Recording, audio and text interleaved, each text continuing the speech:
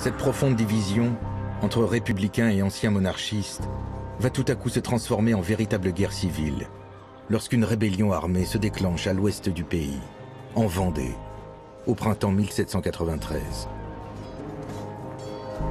Si les campagnes vendéennes se soulèvent, c'est pour refuser la mobilisation de 300 000 hommes que vient d'ordonner la Convention dans tout le pays. Mais le conflit trouve en réalité ses racines dans la religiosité de paysans très pauvres qui pensent que la Révolution les a privés de leur église. Une colère utilisée par des officiers royalistes pour transformer cette jacquerie paysanne en un combat politique entre d'un côté royalistes et catholiques réfractaires et de l'autre les républicains. Les blancs, couleur de la monarchie, contre les bleus, couleur de la Révolution en armes. Désormais, les républicains vont devoir se battre à la fois sur le front extérieur, mais aussi sur un douloureux front intérieur, faisant appel à tous les volontaires, comme Jean-Jean, qui a décidé de partir combattre. Maman, faut que je parte.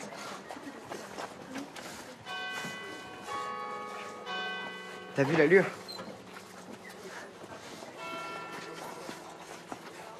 C'est beau. Attends. Je suis avec toi.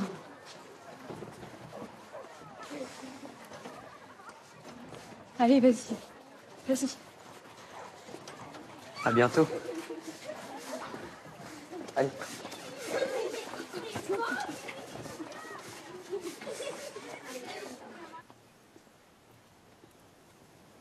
Le don que vous faites, c'est celui de votre jeunesse, votre enthousiasme, de votre force vive.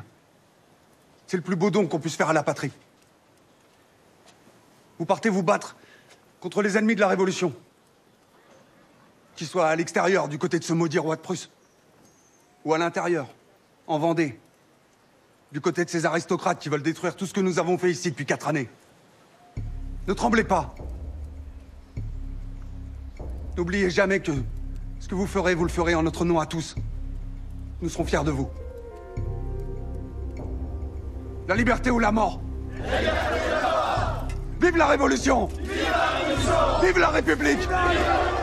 Avec le départ des volontaires pour défendre la République sur tous les fronts, les sections parisiennes sont bientôt déboussolées, gagnées par l'épuisement et le doute, comme si les révolutionnaires perdaient peu à peu confiance en l'avenir. Tu sais ce qui me fait le plus de peine? C'est que Jean-Jean et les autres qui s'engagent en ce moment, ils sont envoyés en Vendée. Ils vont pas se battre contre des étrangers, ils vont se battre contre des petits Français comme eux. Mais la Prusse, la Vendée, ça change quoi? Alors ça compte pas quand on tue un homme qui est pas du même pays que vous? Et Coupigny qui est encore en prison, on sait même pas si on va le revoir un jour. Ça te fait pas drôle, ça, toi? J'ai l'impression que la Révolution mange ses enfants. Non mais je sais que c'est difficile et que le doute s'installe dans le quartier. Mais c'est pas le moment de flancher. Tu peux pas imaginer le nombre de ceux qui veulent nous faire échouer. La République doit se défendre et se donner les moyens de ses ambitions. Le gouvernement s'est déclaré révolutionnaire jusqu'à la paix. Tu sais ce que ça signifie? Ça veut dire qu'il n'y a plus de constitution, jusqu'à ce qu'on élimine tous les ennemis, extérieurs et intérieurs. Face à la multiplication des périls, la Convention nationale instaure, le 6 avril 1793, un comité de salut public, élément clé du gouvernement révolutionnaire.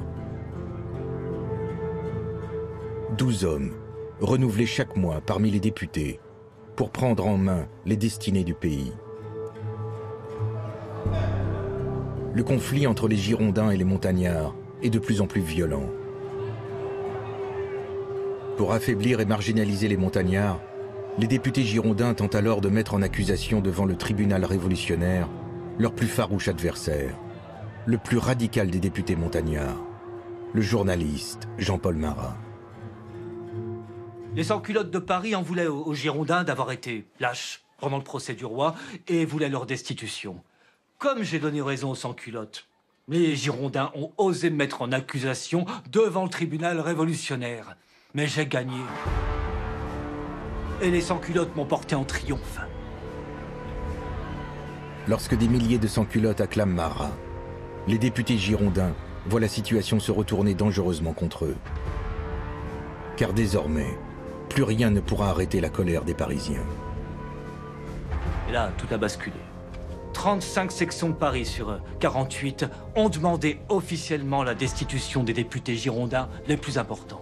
Je suis allé à la commune insurrectionnelle de Paris pour les mobiliser et je leur ai lancé « Levez-vous, peuple souverain ! Rendez-vous à la Convention, donnez vos exigences et refusez de partir tant que vous n'aurez pas obtenu satisfaction. »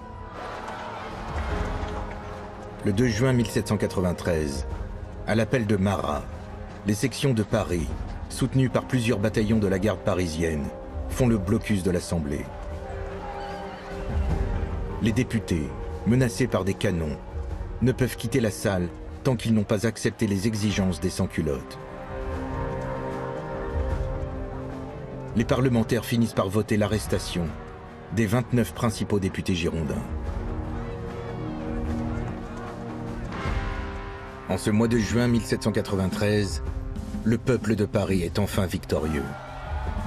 Les députés sont désormais sous le contrôle de leurs électeurs. Et dans un élan progressiste sans précédent, l'Assemblée adopte une nouvelle déclaration des droits de l'homme et du citoyen. Une déclaration qui reconnaît aux Français le droit de résister à l'oppression et qui leur promet surtout assistance et éducation pour tous. Alors pour défendre ces nouveaux droits, les sans-culottes n'hésiteront pas à mener un combat acharné. Et dans tous les quartiers de Paris, il n'y a plus de place pour ceux qui contestent la République.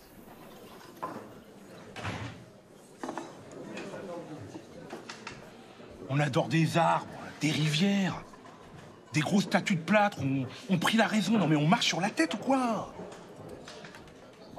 Et toi, t'es d'accord que c'est n'importe quoi, ce culte de la raison? Et l'être suprême, pourquoi on l'appelle pas Dieu comme tout le monde? Fais attention à ce que tu dis, t'as trop bu. J'ai rien bu, moi. J'ai rien bu et je sais ce que je dis. Au lieu de la bonne vieille messe, on fait des carnavals. On détruit des statues. On célèbre des martyrs que je reconnaîtrai jamais. Tiens ta langue, Barbizon! Mais quoi, qu'est-ce qu'il y a? Parce que tu crois que tu me fais peur, c'est ça? Mais je te connais depuis trop longtemps! Vous devriez rentrer chez vous, Barbizon. Et maintenant, tu voudrais détrôner Dieu, c'est ça? Barbizon! Non, je me tairai pas! Toi et tes amis, vous pensez que vous avez changé les choses, c'est ça? Mais rien n'a changé! Tout est pire! Avant, on n'avait qu'un seul tyran, le roi! Et aujourd'hui, on en a des milliers de tyrans, là, comme toi, qui se prennent tous pour des rois!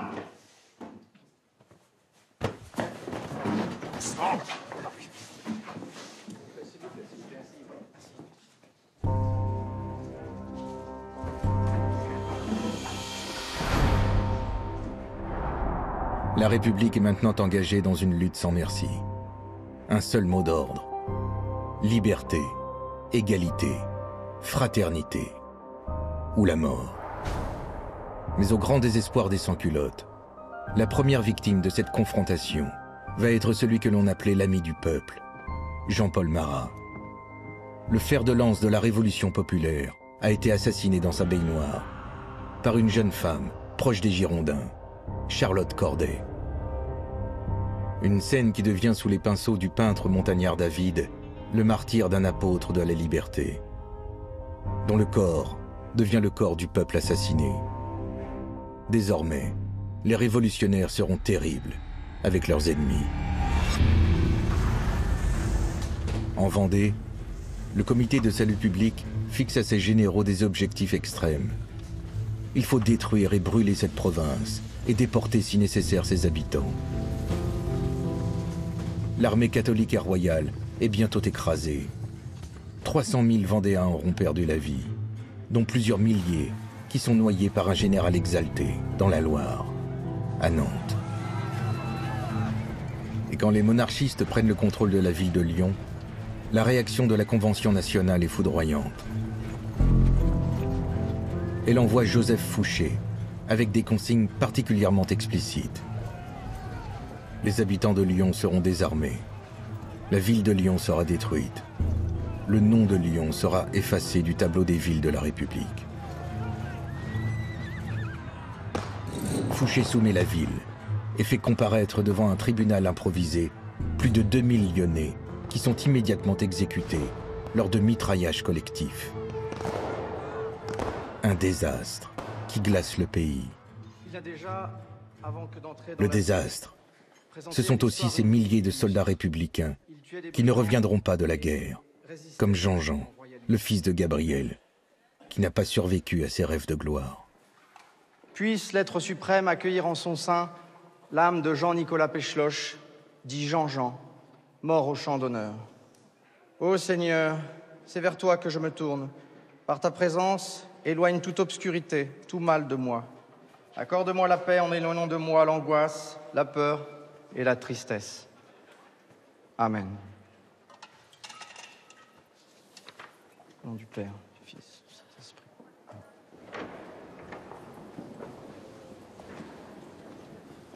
Je suis sincèrement désolé. Je sais que tu veux pas me voir, mais il faudrait que tu parles à ces deux hommes. Ils sont venus de la Convention pour te rencontrer.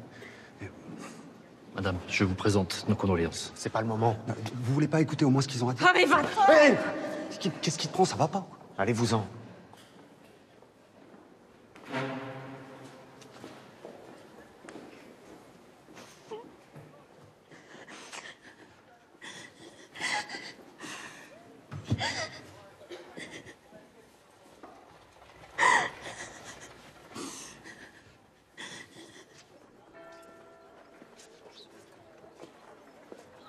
Je me suis battu pour que les cendres de Jean-Jean soient portées au Panthéon.